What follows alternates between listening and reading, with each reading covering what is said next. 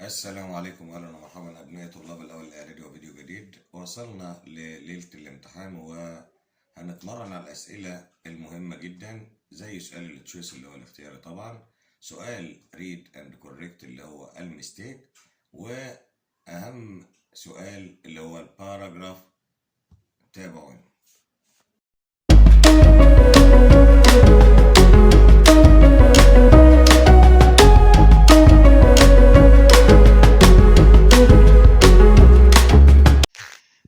Choose the correct answer from A, B, C, or D. Number one, you have to be strong and careful to try rock. هنقول ايه يا علي؟ روك على طول بيجي معاها كلمة climbing. yes, rock climbing اللي هو ايه؟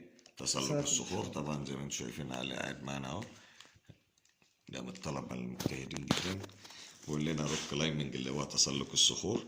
هنا الكيورد طبعا اللي هو روك ومع climbing. نمبر 2 بنقول يا علي we get space from trees. trees قلل trees اللي هي الأشجار، أكيد هنحصل على الخشب اللي هو wood اللي هو letter C.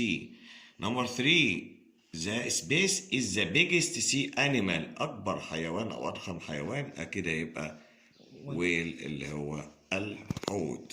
yes. turn the page بنقلب الصفحة طبعا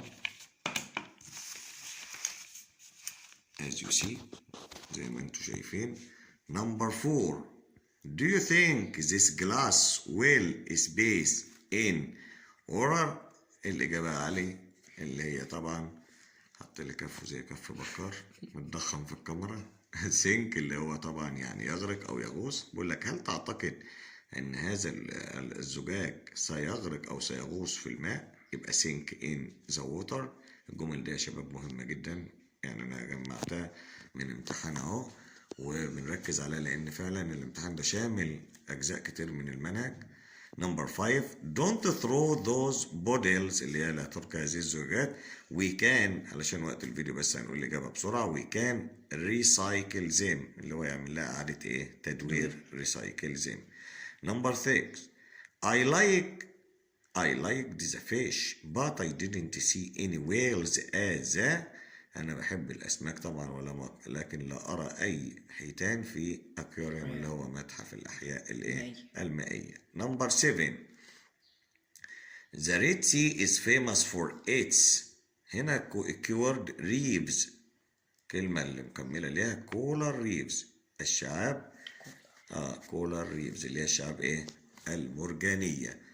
نمبر 8 نجلاء is زنهالة. سبيس زنهالة. الكيورد هنا than يبقى أكيد taller than shorter than bigger than smaller than، يبقى هنا صفة ER علشان عندنا than.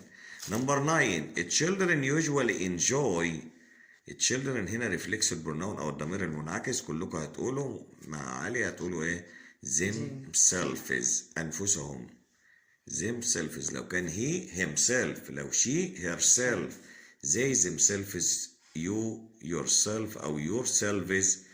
وI أكيد كلكم عارفين اللي هي myself. the last one number 10 the story is interesting. هنا الكويشن تاج أو السؤال المزين أو المزين.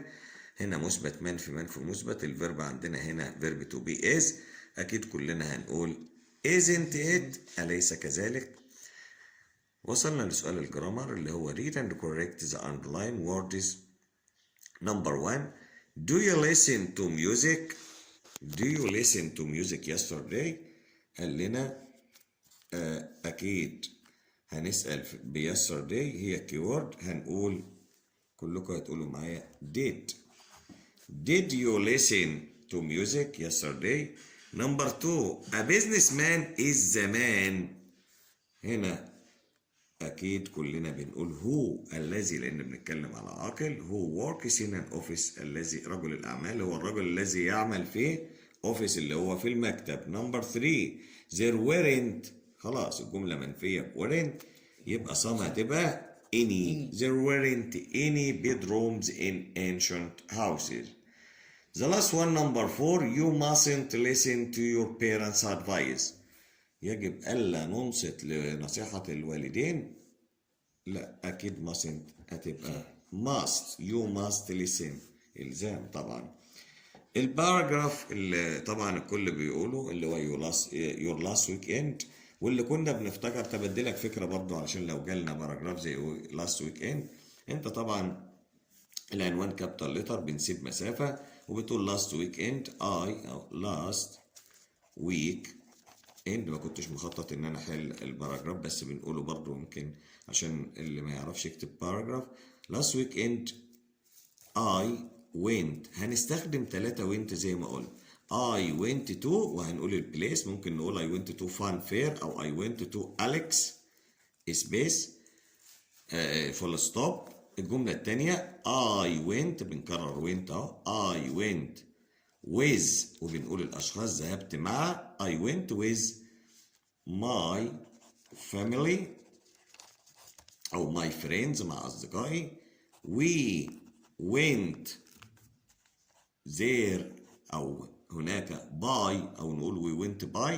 هنقول الترانسبورت أو وسيلة المواصلات went by bus. تبدأ تتكلم تقول مثلا أنت في ألكسندريا مثلا I swam، كل الأفعال اللي هنستخدمها بس سيمبل أو ماضي بسيط. I swam in the sea. I took selfie with my friends، لو قابلك أصدقائك ممكن أو with my family. وبنبدأ نكمل I ate، I had، I bought، اشتريت أو كده. المهم إن إحنا لاحظنا إن ممكن هنكتب في الباست سيمبل في الماضي البسيط البنك شويت في الاسطوب بكابيتال لتر. بنستخدم الفعل went 3 جمل. I went to، وبجيب البليس المكان. I went with، وبجيب الشخص. we went أو I went by، وبجيب الترانسبورت وسائل المواصلات. Best regards dear student، good luck. لا تنسوا الاعجاب بالفيديو والاشتراك في القناة.